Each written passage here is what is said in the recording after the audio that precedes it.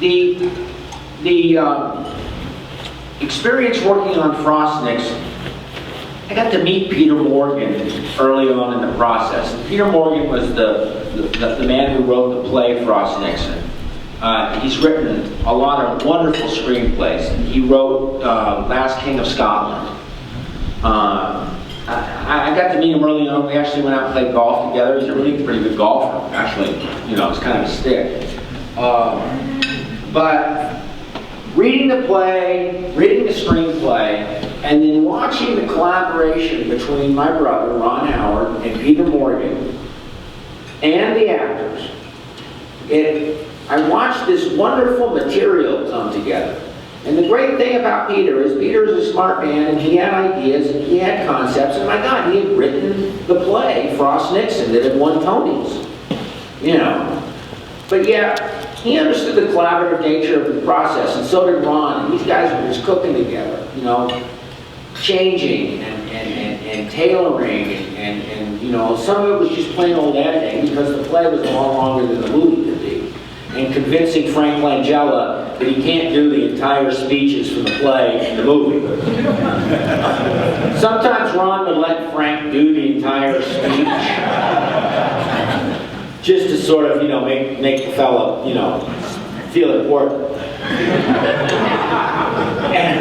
And I got to work on Frostniks, and so I got to see all this, and I listen, I'm not picking on Frank, he's a great actor, but a couple of times Ron walked by me and said, the shit ain't gonna be in the movie.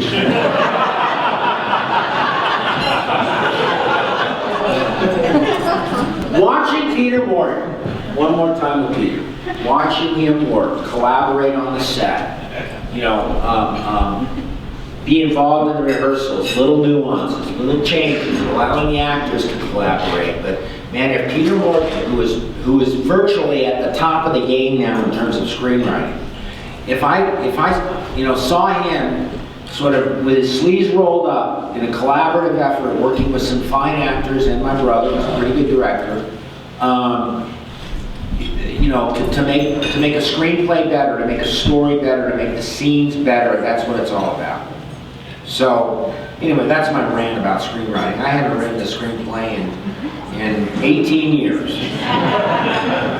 No, you know, actually, real briefly, I did write when I was younger, and I ended up discovering, for me, it was just, I'm just the kind of guy, I didn't really enjoy it that much, and it was sort of a dangerous place for me to go all by myself in my head. And, you know, my dad had a heart, my dad is a screenwriter, Rance Howard, he's still alive. And my dad had a heart-to-heart conversation with me about 19 or 20 years ago. And he said, you know, Clint, you don't have to write. Just because I'm a writer, just because your brother's a filmmaker, you know, it appears to all of us, and appears, you know, it appeared to him, and it's, I can make a living as an actor. So I sort of chose to not step away from screenwriting and concentrate on acting.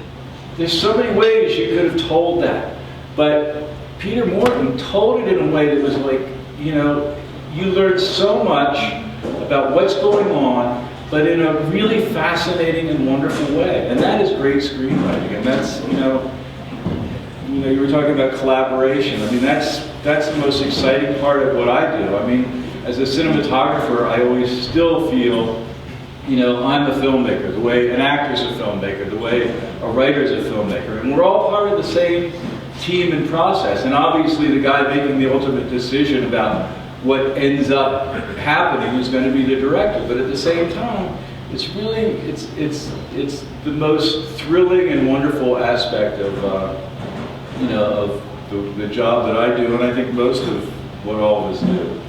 You know, and even as a director, because I've directed a number of things as well, is that it's really great to create that atmosphere in which everybody feels free to come up and make suggestions and encourage. I just did a film this year with Jim Sheridan, and you know, he would constantly come in with ideas. It was never finished. The idea, you know, he would come in and he would tell the story, and then, you know, the next day he would tell it differently, and then he would, I mean, just constantly revising and thinking it through in his mind. And to me, it's what makes it all exciting. So anyway, I'll take one last question. Yes. Yeah, they mentioned you were working with or tutored by Ansel Wexler or Gordon Willis and so on. What was the influence? What can you say about that? Well, I did an internship with Gordon Willis, and I mean, I think the biggest thing I learned from Gordon was really reading the script and understanding the script, and you know, because to me, and I think it's true of actors in movies too, is that if you read a script once, you tend to get very cliched ideas. You get, oh, his mother died, he cries in this scene, or whatever. Or it's a horror film, so let's make it really dark, or whatever. Or a comedy. I mean, like for instance, I shot this film, Being There. And Being There is a comedy, but there is absolutely nothing in the film visually that will tell you it's a comedy. The comedy all comes from Peter Sellers.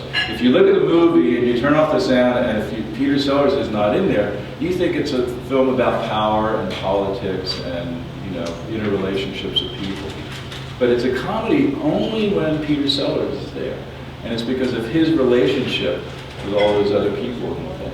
And I think what Gordon taught me was to just really read a script 10 times. I mean, read it till it bores you. There's a wonderful film that's at UCLA of Jean Renoir teaching, you know, talking about acting, and he talks about something called the Italian method. And the Italian method is that you have an actor, and he's sitting there with an actress, and he's having her read the script, and he has her read it 10 times without putting any emotion into it.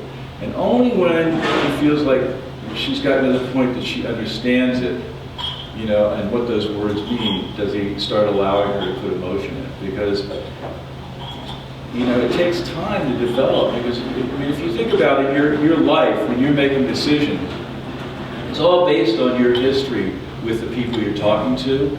And, you know, there's a lot of hidden things there. And unless you can get to that as an actor or as a filmmaker, you know, either in terms of art direction or, you know, cinematography or whatever it happens to be, you're going to be missing something, and you're not going to bring, you know, great depth to it. So I think that's, you know, probably the most important thing. And I continue doing that to this day. I mean, I really get to the point where I force myself to understand something enough that I'm bored with it, and then amazing things come out of it.